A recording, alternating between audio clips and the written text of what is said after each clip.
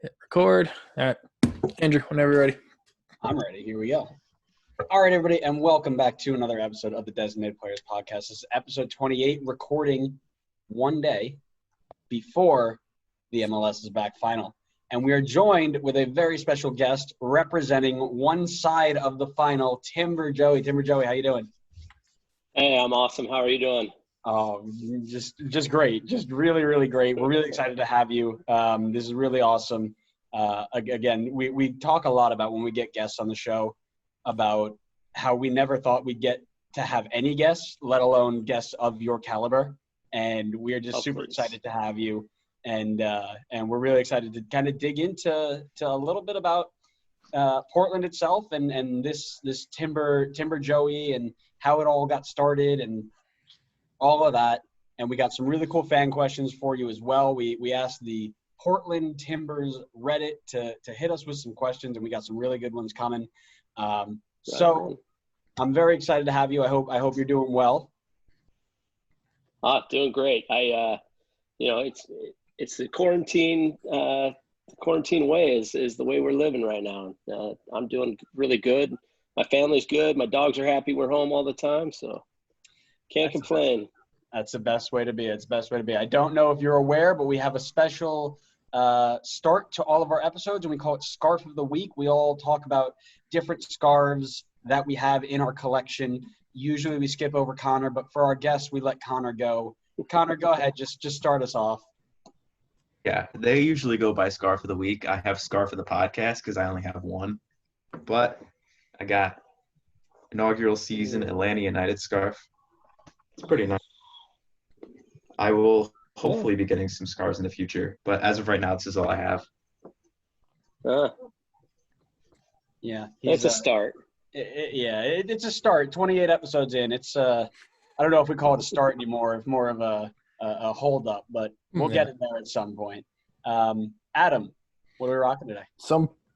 I can't remember anymore between recordings. I'm pretty sure I've worn this the last two episodes. You definitely have. We didn't know we didn't know if Portland were making it through. We didn't know when we were getting Timber Joey on, but got the Portland scarf in honor of our guest. Yeah. I'm going to have to add that to the collection. What I do every time we have a guest is I go out and I get a scarf from whatever that represents. So, for example, we had Jason Klein from Forward Madison FC come on, so I've got a Forward Madison scarf. We had the Sacktown FC podcast from Sacramento Republic. I've got one of their scarves. We also had my head coach from Alfred University, who was a Bolton Wanderers youth player back in the day, and this just came in. My Bolton Wanderers Football Club scarf. It's really nice. I really love it. It's one of the newest ones in the collection, so I had to break it out for today's episode. Timber Joe, you got anything you want to show off, or this guy's hat on, man? Oh yeah. Well, he's got the hat. That counts. That works for me. That's the best piece of sport memorabilia you could possibly own. For sure. And we're hoping to get back to the games at the stadium. So I've left all the scarves locked up in a box in the locker room at the stadium. So love it. Keep those there for now. If it was a little bit cooler out, I might have to have one at home. But for right now, they're back home where they belong. Nice. Yeah. So speaking of, it is very. Yeah, I'll say I'm glad you mentioned.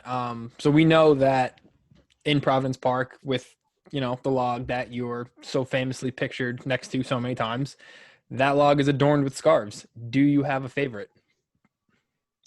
Man, there's so many stories to those scarves. There's one that was a Timber Jim tribute scarf that came from a guy named General Howie, who was a fan who's passed away. But there's still a painting of him that hangs for every single game. That one's pretty special. The one I cut last year on accident was my first Timber scarf ever given to me. That one's really special, but each one has a story, and some of the scarves that have come out to raise money for good causes and to give back to the community really impacted my life and impacted what they mean when it gets to the log. Yeah, love that. So if you had to recommend one for me, for my soon-to-be, behind me, I'm going to have a wall of scarves from the podcast interviews. If you had to recommend one, which would you go for? I think you'd look really good hanging an Aces scarf up. It's any club except Seattle. That's a great scarf because we love the beautiful game, but there's just some things you want to root against. I like that. So I'm gonna have to look that up and add it to the collection. I got a whole list of ones I got to get. I usually get one every 2 weeks. That's the first contribution of the paycheck of the work goes straight to a scarf. So I'll make sure it's added to the list, and it will be here soon, I'm sure. I love it. I love it.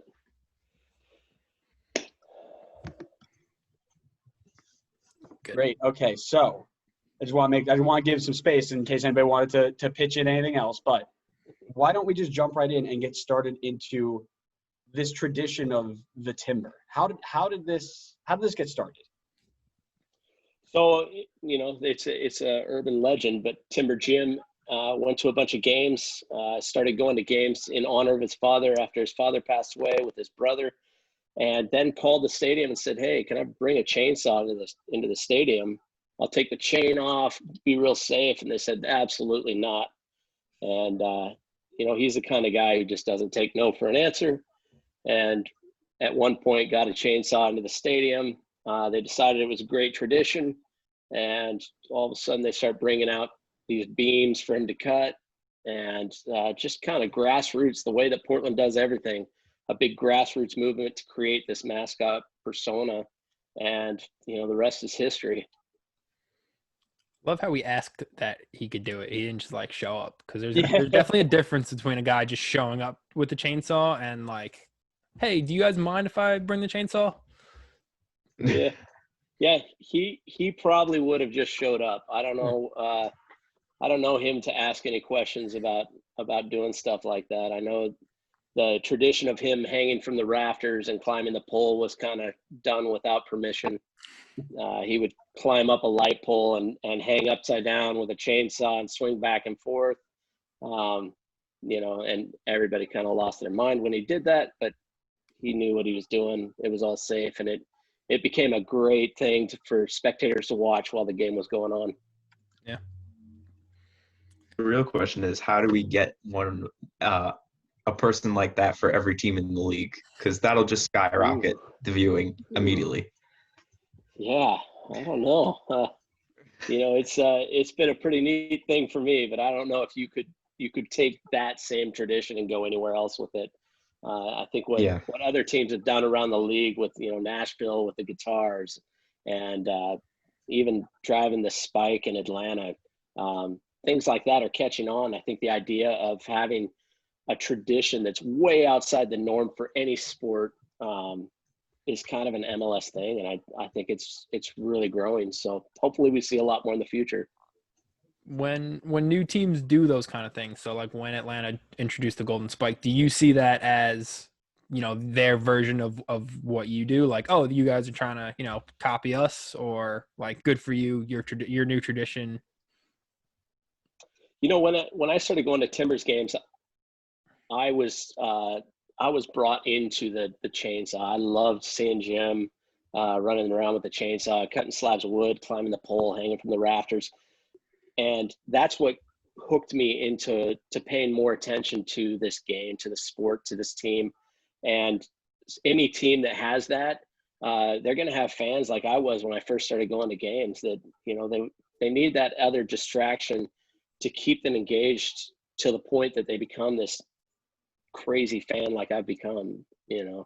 So if they're doing something like that, it just betters the game, it betters the league. It might stir a little bit with rivalries. So I think it's a great tradition. Some of the things that they've done with mocking me, as far as Kansas City and Philadelphia, doing the funny videos or cutting the brisket or the bread. I think it's just a great part of the game to keep you engaged outside of what's taking place in the stadium, and getting more content for the times that we're not able to watch the sport. That's funny. So one of the questions that we actually got from the Reddit was, what are your thoughts on SKC's brisket bob or the Union's bread slicing? That's funny. Yeah, I think it's great. And I met Brisket Bob one time. He came to a game, super nice guy. So yeah, it's fun to have that little inside poke and stir the pot a little bit for the games. Love that. Very cool. So we know that you took over in 2008. How did you get into the position to take over? So I was playing rugby at the time. Failed a physical to play to a higher level. I kind of lost my heart in the sport. Was looking for new ideas of what to do. I had a construction company, but it was 2008, so things were starting to slow down.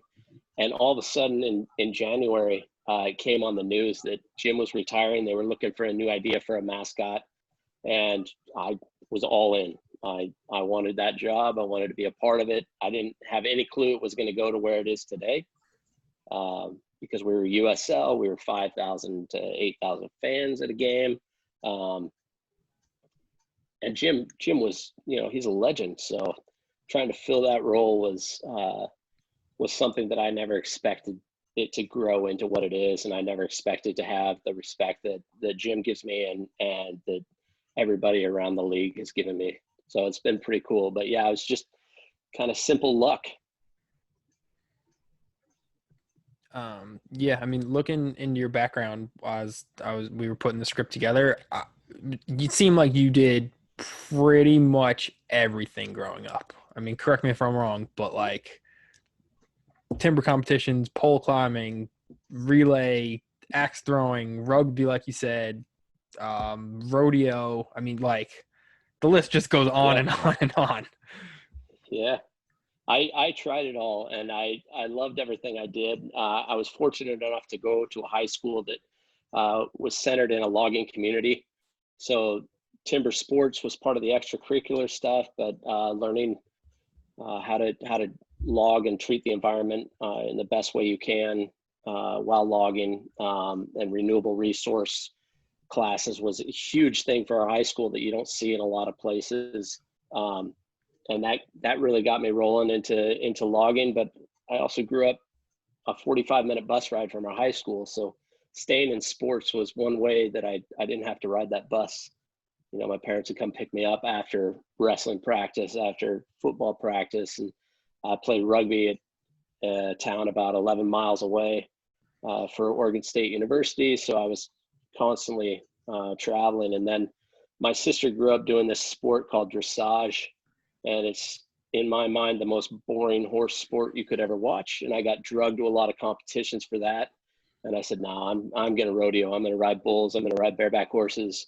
And that way on my weekends, my sister can go do her dressage and I don't have to watch that. I can go actually get on the animals and have my own fun.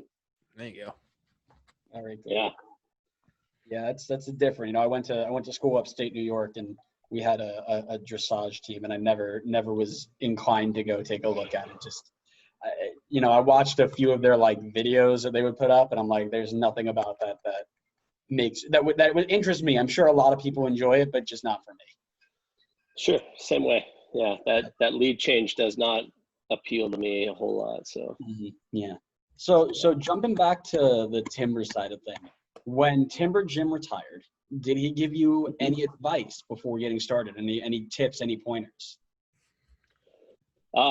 He just said you're going to be a superstar, and I thought that was pretty cool. But he also, the first time I met him after the Timbers had given me the opportunity to have a few trial games, he shook my hand and he said, "I see it in your eyes. You got this." And no bigger honor than that right off the bat. But then continuously from that point on to maybe 4 or 5 years down the road, he was constantly giving me new ideas, telling me different things that I should be doing. We actually set up in 2010 something we call the Great Timber Harvest and the Log Blessing, which is something Jim totally did on his own, but drug me along. And we take a log out to Camp 18, which is a logging museum and Loggers Memorial out in Elsie, about 45 minutes to an hour away. And we have a big breakfast. I think there's probably 150 people now that are going to that, when it started with like 20. And we plant some trees and then we bless our log before the season starts. So he's still involved. He's still throws things out there at me, hey, you got to do this charity, you got to be involved in this thing. And, 50% of the time it sticks, 50% of the time I show up and it's just something that doesn't work. But he loves helping people, and he's kind of put that on me, like as much as I can help people and do good things for our community. He's out there trying to find the next best thing. Love that. Really love that. That's awesome. Yeah. So speaking of advice, if you could go back and talk to your former self that's just starting out, what advice would you give yourself now in the position that you're in? Wow. I mean, there's a few little things, but as far as the way it's run, I think we've taken a lot of big steps in the right direction. There's been a lot of learning, and I don't think I'd change anything about it. There's been some battles between my ideas and the front office's ideas, and it was a good learning experience. What we're doing now in the community versus what we were doing in 2008, even 2011, is unbelievable. We're helping people out nonstop. We're trying to be on the better side of history. And what I would say to myself in the past is, this is not about what's going on in the stadium. It's not about what's going on in the game. It's about what we're doing in the community, and just having that persona in the stadium to take it in the community to make the world a better place is what it's all about. That's one of the coolest things I think comes from any mascot or anybody who's involved in a supporter section, is all about giving back and what can you do to go through. I know we talked a lot about that with LAFC's head of Defender of the Bank podcast, and they do a ton of outreach there as well. We spoke with Quincy Amarikwa too, who's all about giving back from what he's done in the league. And that's some of the coolest stuff that, I think I've personally, I won't speak for everybody else, but gotten to experience through this show and just watching in general, is how much everybody gives back. And it's just really great to see. Yeah, I love it.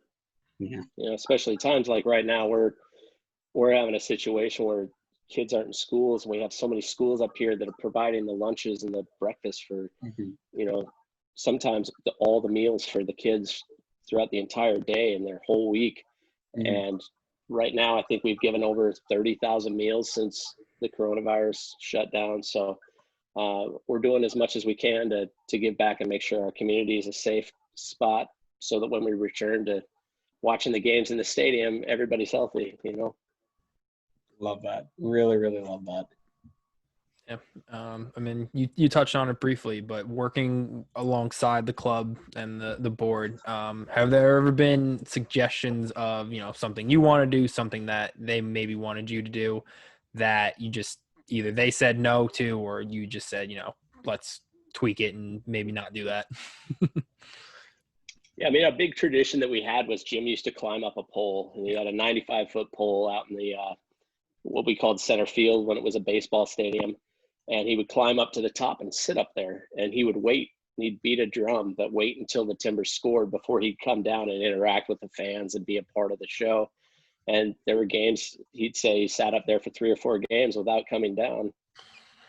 We tried to bring in a new log to set up.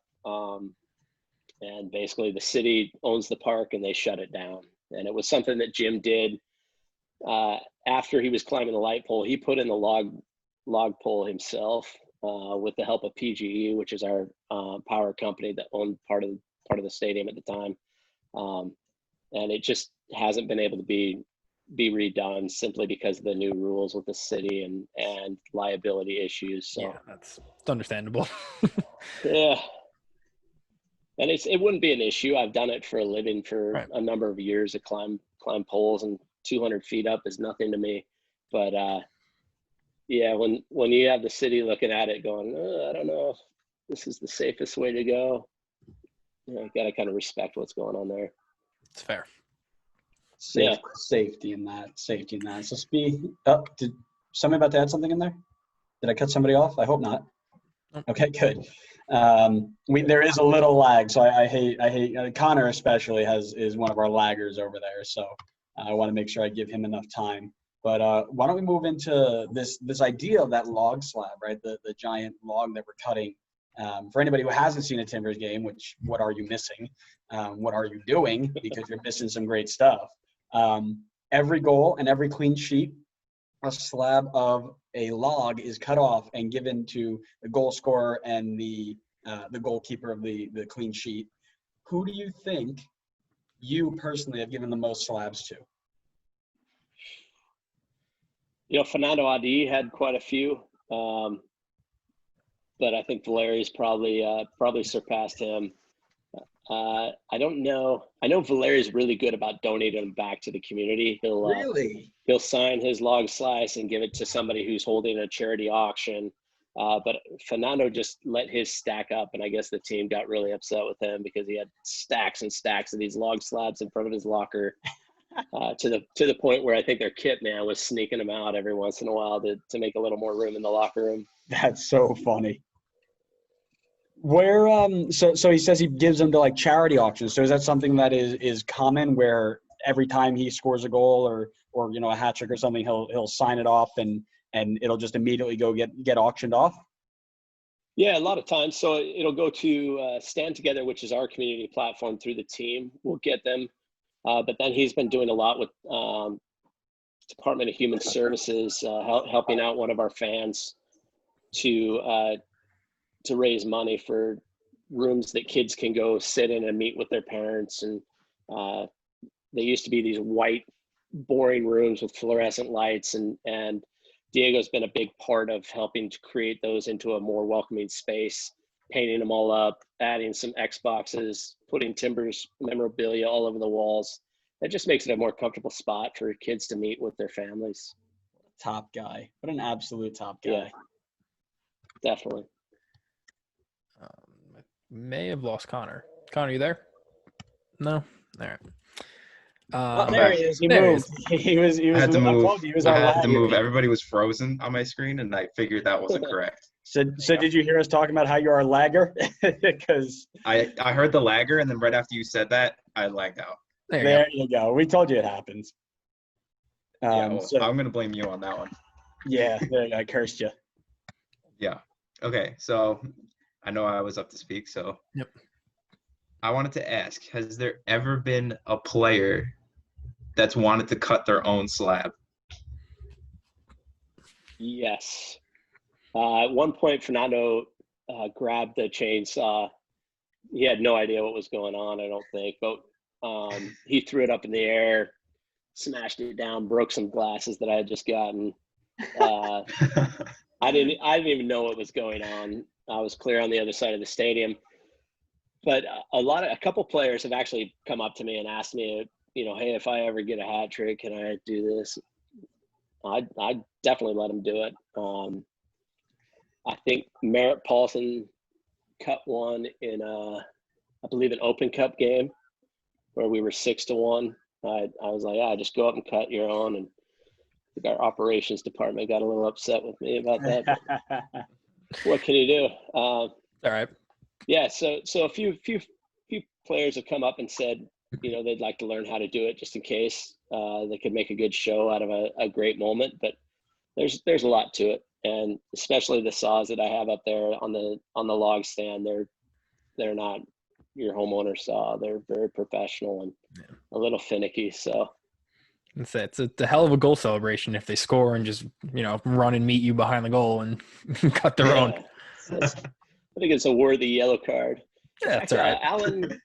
Alan Gordon cut his own log slice when he was playing for us, but that was back in the Timber Gym era. So maybe 2007. Was a Timber? Yeah. Oh yeah. I did not know that. Yeah, USL, and then he's become, I think, one of the most destructive after 90 minutes. I say he's our poacher. Him and Stevie Leonard. Oh, beast, man, so good. So Andrew, FIFA 21. We want that goal celebration in there. FIFA 21. I'm not even touching. It's fine. I'm not playing it either. I'm not even touching that. So during the game, after someone scores, you then pass it around the stadium for the fans to take pictures with, whatever. Has one ever not made its way back? The Timbers Army is so good about making sure that tradition stays the way it is. There's been a few times where that log went up into the second section, and I thought it was gone. We'd scored another goal, so I had to go down and cut another log slide. So it was close to the 90 minutes. So we're trying to get everything organized for the log presentation. There's been a few times where you think that log's gone, but we've always gotten it back so far. Yeah. So we talked briefly about the community aspect that you guys do with the Timbers and everything.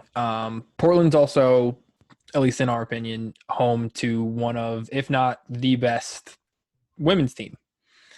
So yeah. Portland Thorns, I mean, star power there is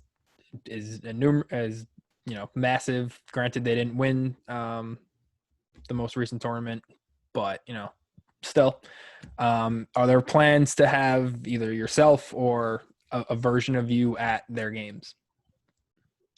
I don't think so. I think when the Thorns started out, I was really excited and hoping I could be a part of it. What I got explained at one point was this is Nike versus Adidas, which is a possibility. But the other thing is the Timbers Army is all grassroots. The Rose City Riveters, same way, all grassroots. So if I was to just come in, it would be the front office shoving me in front of them versus them coming up with their own, Rosie the Riveter or somebody at that level. But they've done some cool things too, though. Their rose presentation at the end of the game and having a girl of the game come down and give the roses to the goal scorer and the keeper for shutouts it's awesome to see. Love that. Anybody with any other, should we ask some of the Timber Joey related fan questions now? Yeah, I think probably get them in now before we go to the MLS is back final. Let's go to some of the Reddit questions. So Chara's dentist asks, has the log ever been replaced mid-season? If so, what happens to the small stump part that is left over from the first log? Awesome question. If that's Mark Kipe, that's my dentist too. He's very, very proud of being Chara's dentist. But so we usually go through about 6 sections of log a year on average. I think in 2015 we went through 8.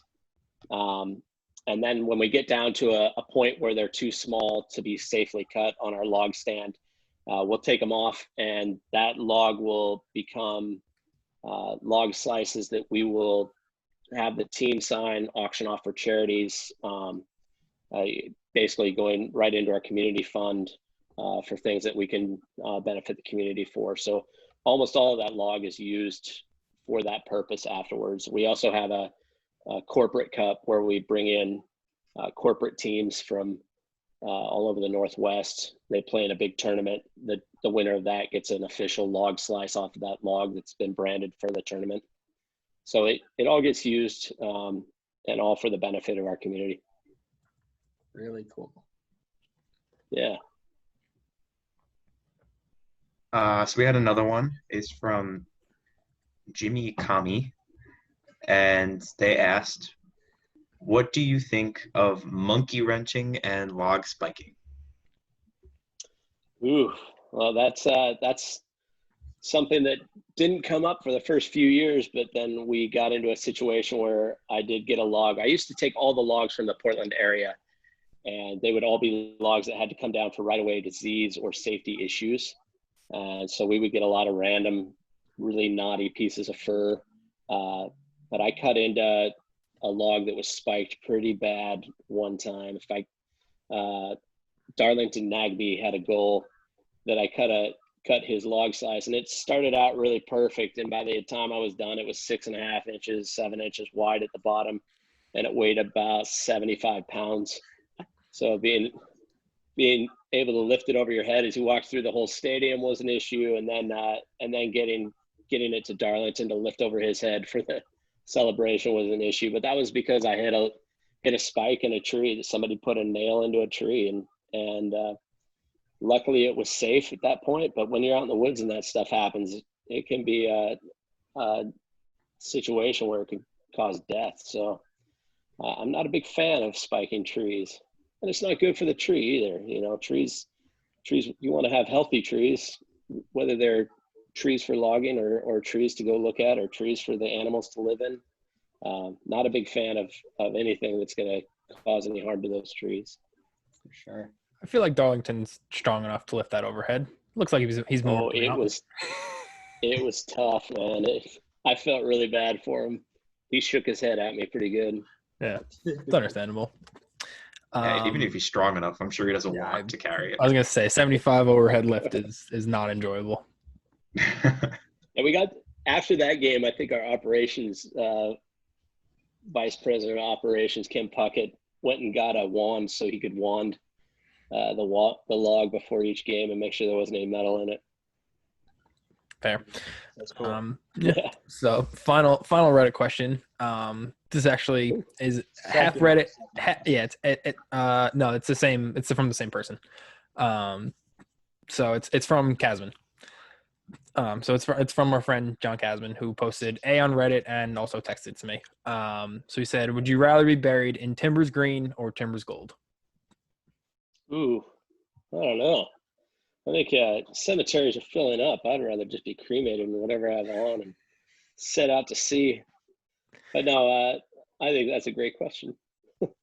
More people should be thinking about these deep thoughts like that. All right. You guys should be keeping an eye on him. That's kind of a interesting question to ask.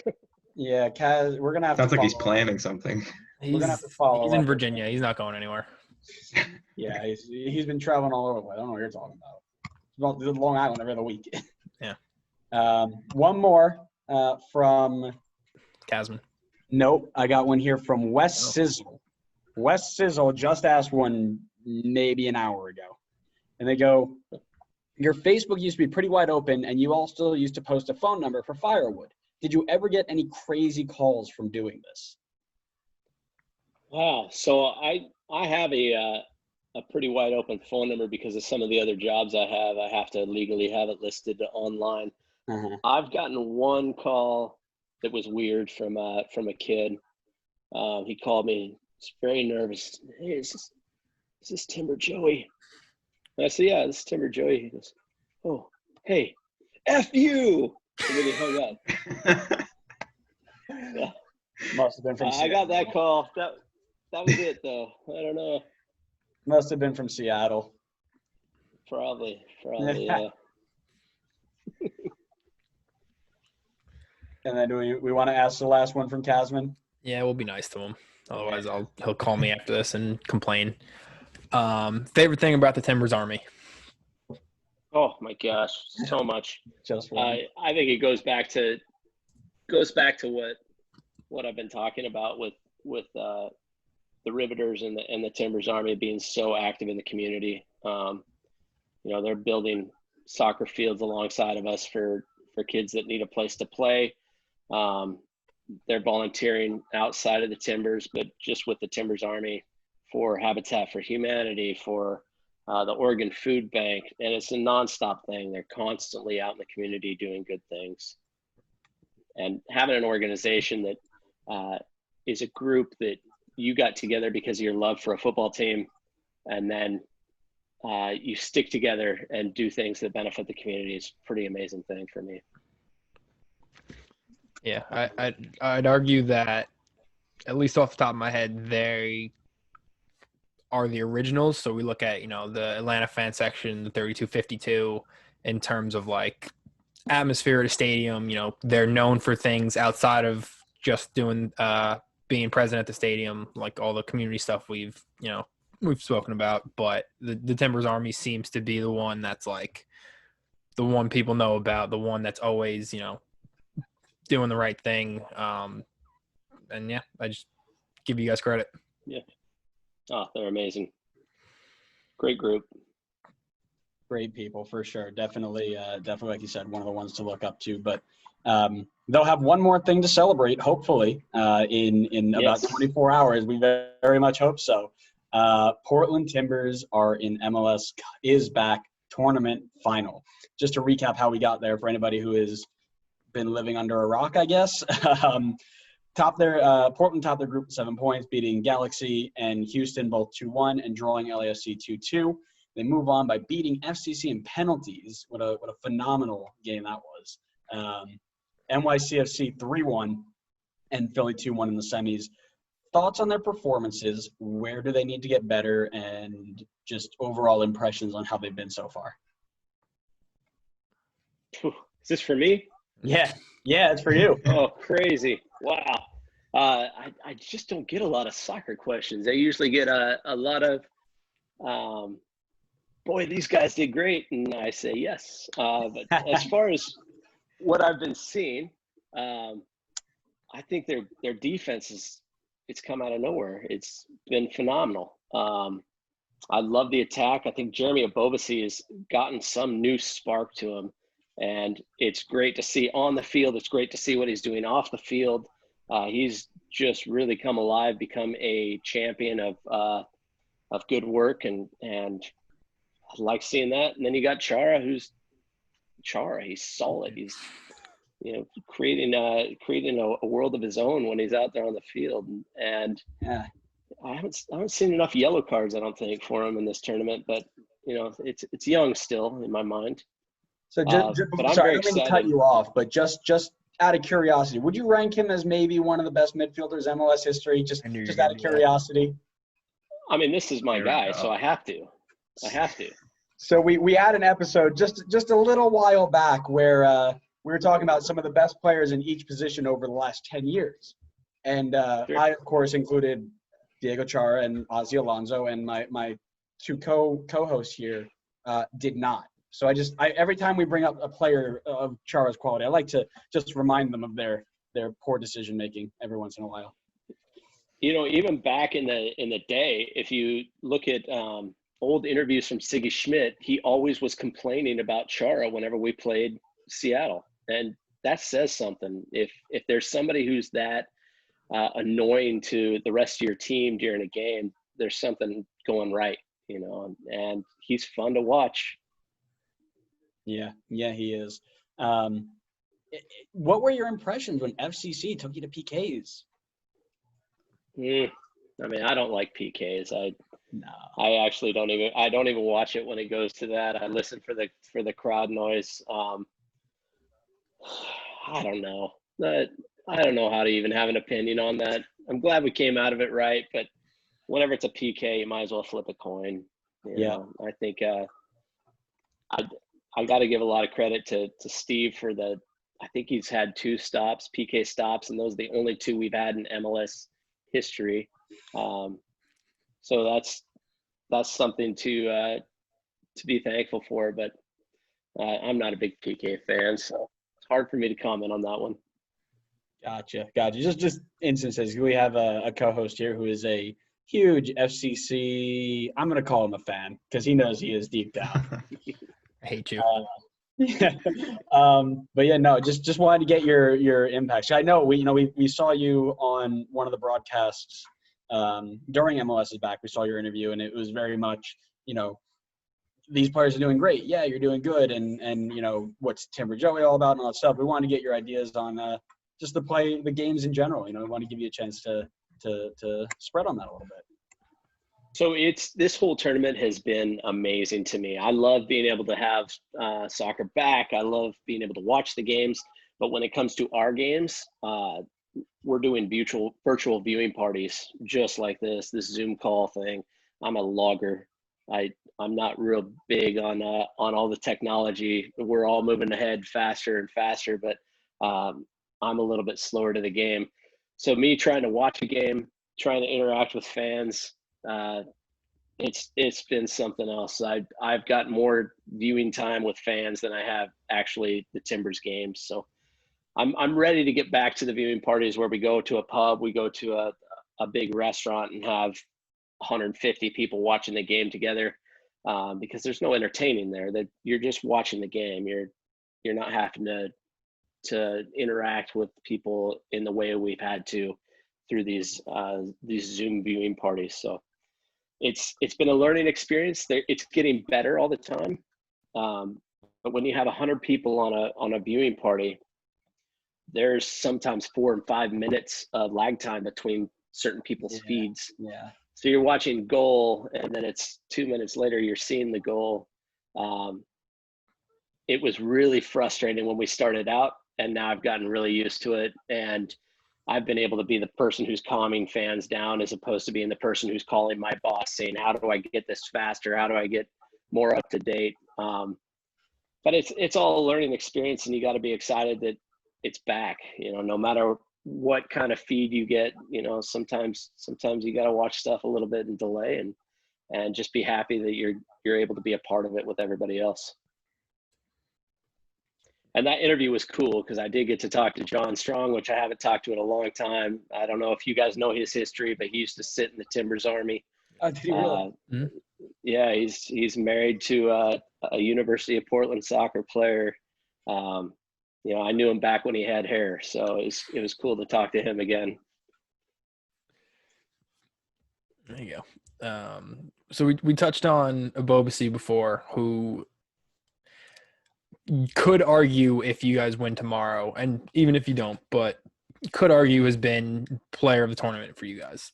Just seemed to have been, stepped up his game to another level. It seems like it's finally, after years and years, his time to shine. I know he played like on the wing a couple seasons. He played up top for a little bit, but it seems like it's finally his spot to lose. Which is interesting because you guys brought in a pretty big striker in the offseason. So, pretending we can see into the future, do you think Abobasi keeps his starting spot? I think number one, I'm not a coach. I'm not anybody who has any influence on the team, but I played the sports. I've been competitive, and competition is the best thing you can do to improve yourself. And if you're going to be a stagnant player, no matter what, eventually somebody's going to come in and be better than you. If you're going to be a player who's up and coming, having that competition is just going to push you to be better and better. And I think that Jeremy's a young person. I think that he's going to become a superstar eventually. It's I wouldn't say slowly building, but it's building, and you can tell in his presence in the community. You can tell in his presence on social media that he is coming out of his shell, and he's going to be a big deal. Yeah, I mean, Andrew and Connor can attest. I'm a man of many hype trains, especially throughout this tournament. Too many. But we'll add Abobasi for tomorrow, just for tomorrow, and then I'll resume normal activity for the rest of the regular season. And I was just looking. I think Saba's the one who's up for player of the tournament, right? Yeah. So. Which, I mean, is completely understandable. Sure. He's incredible too. Yeah. Andrew, remember what it's like to have like good midfielders on your team? No. It's been too long. It's been 2015 was the last time I smiled at a midfielder. There. You can smile at Sasha Kleshin. Nah. 2015? I thought was he there 2018? No, he was a later one. Okay. I was happy for a season, and then he stopped trying, and then I gave up on it. Being a Red Bull supporter is tough sometimes. Yeah, I can see that. Brian White, baby. He's not a midfielder. Yeah, but I know. But Brian White, he's a guy I got to look forward to. Sure. Actually, I'll take it back. Tyler Adams is a good guy to watch. We're getting off topic. Let's stay on topic. This is the issue. Anybody who brings up Red Bull, now I got to go off on an hour-long tangent. That's your fault, not mine. I should know better at this point. You know the rules. You know the rules. Yeah. Anyway, so Portland's playing Orlando. Just to give a brief recap of how Orlando got here. They also topped their group with 7 points. They beat Miami, they beat NYC, and they tied Philly. Then through the knockout stages, they beat Montreal. They beat LAFC in PKs, which was a crazy result. and then they beat Minnesota. And now we're here in the MLS Cup Finals. And I think I could speak for all three of us, all three of our hosts, in that we really hope that Portland stops Orlando, because we do not want to see Orlando win this. Do not But- get Orlando to the CONCACAF Champions League. Yes. I wouldn't be able to do it. It's what we're hoping for. So, assuming that Portland wins this, would you say that this is as big as winning MLS Cup? That's tough. That's a really, really tough question. I think MLS Cup is so special. We've been there twice. Took it home one time, and it was an incredible event. I think this tournament means a lot to soccer fans. It means a lot to people who need their sports to be able to get that out, to be able to celebrate something positive. And I think the tournament is very, very important. Do I think it's MLS Cup? I'm not quite sure that I can put it up at that level, but I think that it has been great for the league, and I think that it's something that I think has been successful, being able to bring people back together, no matter what, whether they're just talking to people about how excited they are for the games on social media, or whether they're part of these virtual viewing parties, or they're able to get out and socially distance and watch the games together is something that people need. And I think it's been very positive. And I think that history will show that it was something that brought sports back in a good way.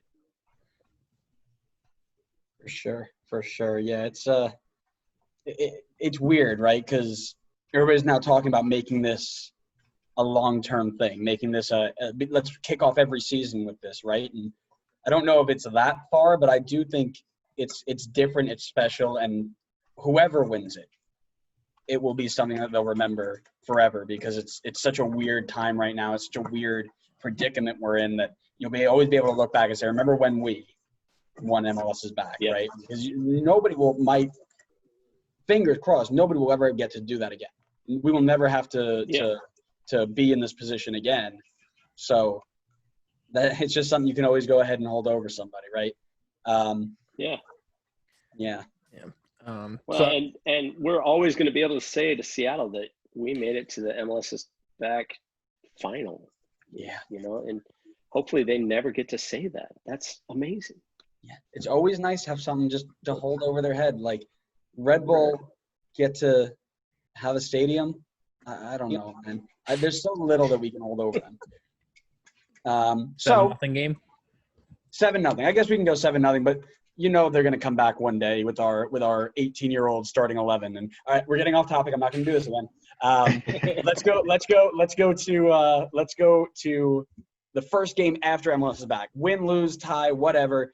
MLS is back, starts up, I think, like a week after, right? Sunday. It's supposed to be right after that. And you guys start off against Seattle. Yes.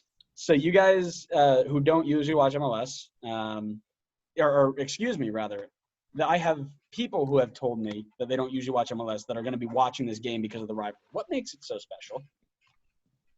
The rivalry? The rivalry, the game, the competition. We're so close. We've got a history of Portland's little Seattle, and we're 2.5, 3 hour drive away from each other. Our jersey sponsor, Alaska Airlines, is based out of Seattle. There's a lot of crossover for what people in Seattle do and what people in Portland do. We all love the outdoors. We love to be in this social experiment that we've got going on right now, and we're two very, very similar cities, and this is the one thing we get to throw at each other. Basketball is not in Seattle, hockey's not in Portland like it is in Seattle or coming up in Seattle. We don't have NFL, we don't have Major League Baseball here. We have the Portland Timbers, and we used to have the rivalry with the Thorns and the Rain as well, but I don't know if that's kind of gone away now that they've moved to Tacoma. But it's something that we get to hold over each other for, however long it is till the next time we meet. So, do you all care about Vancouver at all? Is Vancouver even in? I know they're in the Cup, but does anybody really blink an eye at them anymore? they're so nice. You know, it's really hard to Canadians. be mad at Canadians. They're so kind. No, I mean, that's still a rivalry, but the difference is that's a rivalry where before the game and after the game, we're all hanging out together. You know, Cool.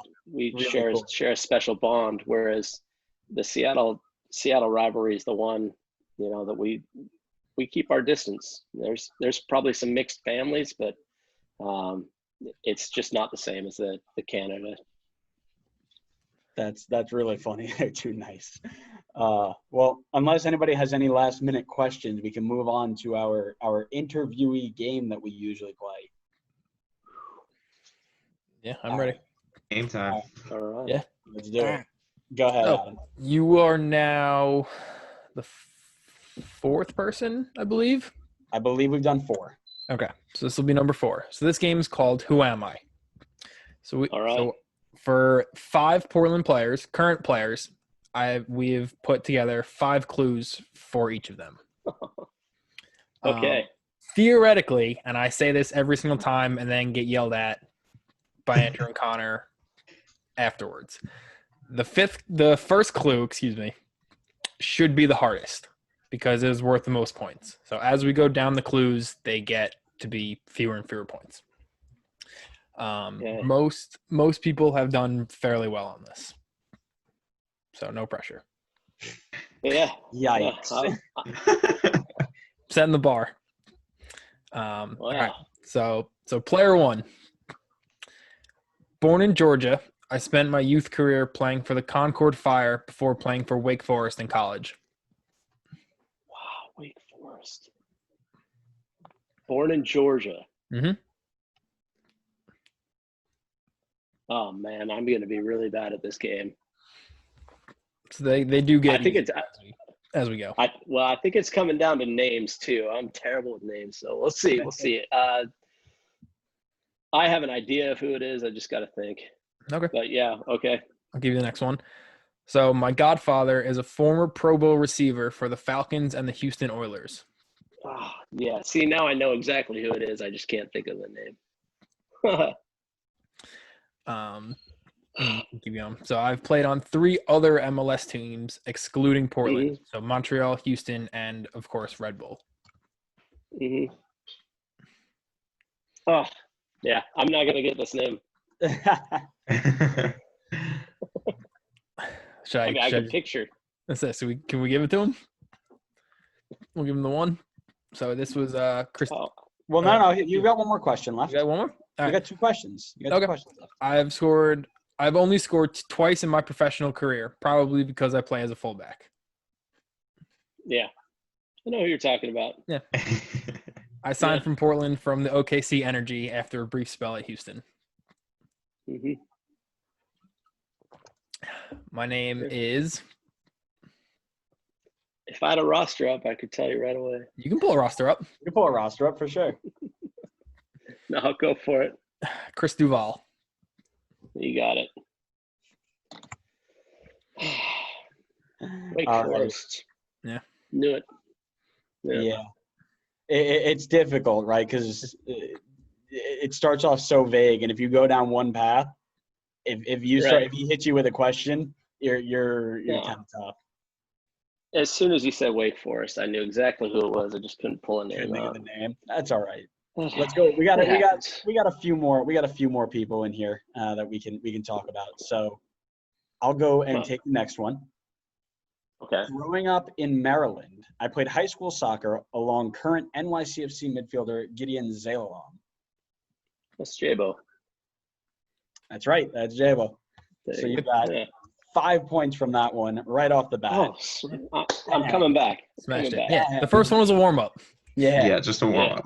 We really should do that from now on. Is get a warm up question. Yeah, that'd be a good idea. Phrased. But Adam doesn't think about things in the future. He just does. But that's all right. All right. On to the third player now. So the first clue, I won the MLS Newcomer of the Year award in my first season. Did Sueño do that? Jorge? No. No? Nope. MLS newcomer of the year in your first season. Okay. Go to the next one, I think. All right, next one. I spent my early senior career in South America before being loaned to teams in Portugal and Spain. Is that Valeri? Yep. It is. Wow. Newcomer of the year. Huh, all right. All right, 4 points. Nice. All right, I think I got the next one here. Yep. In 2007, I won a reality TV show that led to a tryout in MLS with Chivas USA. Now you got it. Jorge Villafania. Yep. So Adam's working really good with the hard questions first. Hey, man. Adam, do you know what reality show it was? Yeah, it's called Sueño MLS. That's why his nickname is Sueño.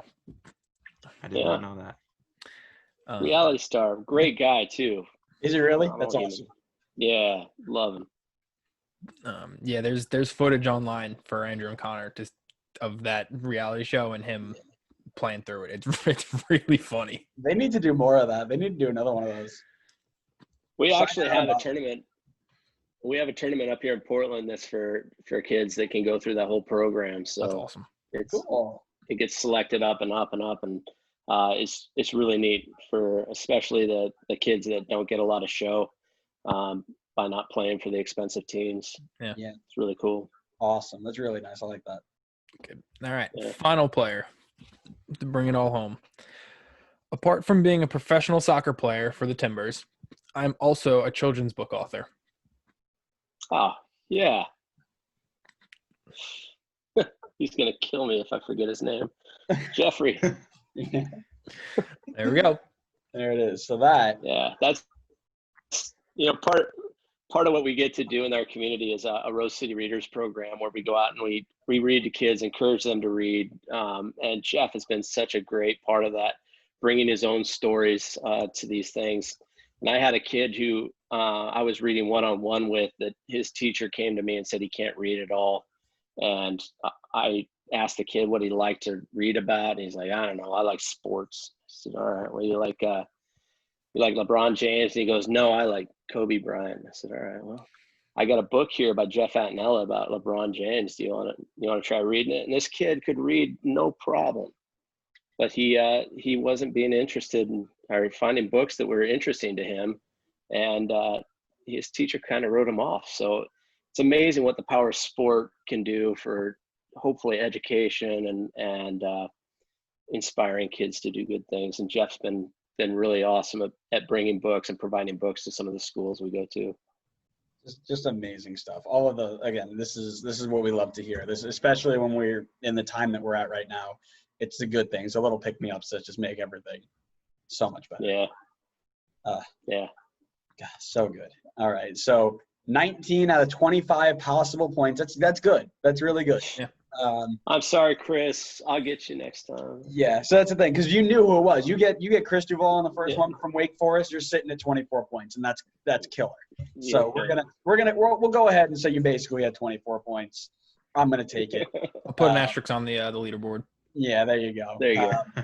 Yeah. Timber, Joey, thank you so much for coming around and joining us. Wow. This has been fantastic. We have so many people who follow MLS in general, not necessarily Portland per se, but I actually just we posted a picture at the beginning of this, and I just checked my phone, and I've got messages from tons of people saying there's no way you met him. That's so cool. Just you as a figure is so great, and we are so happy that you're able to join us, and we thank you so much for being here. I'm honored to be here. Thank you so much for letting me share a little bit of love of what's going on and love my team. Of course. We wish you the best of luck tomorrow. We hope you get that $1.1 million purse. We hope you get that spot in CCL. We are all doing it. Before we go, predictions. We won't let you off without a prediction of tomorrow's final result. What is the final score going to be? All right. So I predicted a game one time 3-1, and we lost 3-1. And that was the last time I've ever made a prediction. So I predict that this is going to be a great game. I predict that a lot of people are going to be very happy at the end. And I predict that we beat Seattle coming up in a couple weeks here. I love it. I love it. All right, Connor, we gotta get it for so we've been tracking our predictions since the start. I don't think any of us have gotten, actually Adam got a correct prediction, but since the knockout stages ended, I think we've had like maybe 3 correct predictions. We've been really bad. So Connor, give me a prediction here. I kind of like that strategy. Can I just predict that someone's going to win the game in the end? No. And then I'll get a point for that. No. Unacceptable. I believe that Portland will win this 3-1. He hit him with the 3-1. Adam. 2-1. 2-1. I need a little bit of drama in my day because I don't do enough, and I'm always so bored. I'm giving this one to Portland, 2-2 in penalties, because I need a little bit of Steve Clark action in there. Give me some of that, and those are my predictions. And I'm gonna add in Timber, Joey. Everyone has fun. Fun on 3. Again, thank you so much for being here. We've had such a great time. This is usually where we give you a spot to plug anything you've got, whether it be personal, if you've got any programs, charities you like to plug, Timber stuff, anything you've got, social media wise or otherwise. Take your time and go ahead and plug everything you got. Yeah, I mean, the best thing for a Timbers fan that wants to get involved, look at PT Stand Together. That's our community outreach platform. We have Twitter, we have Instagram. We're working right now with anybody that will let us be involved. We've got Stand Together Week coming up very soon. I've been spending my Fridays with the Boys and Girls Club, giving out lunches and meals to kids. So yeah, I just hope that everybody can get involved and do great things in their community. Yep, I'm here for it. I love it. Guys, go ahead and go give that a follow if you're interested. Go do whatever you got to do. This is us signing off. Thank you so much for making it this far. Once again, Timber, Joey, thank you again for being here. We're so happy you all made it this far. If you did, make sure you're following us on Facebook, Twitter, Instagram, YouTube, everywhere you get your podcast, so you know that when we go live, you get that notification. And this has been another episode of Designated Players Podcast, and we will see you on the next one. See ya. Thanks, guys.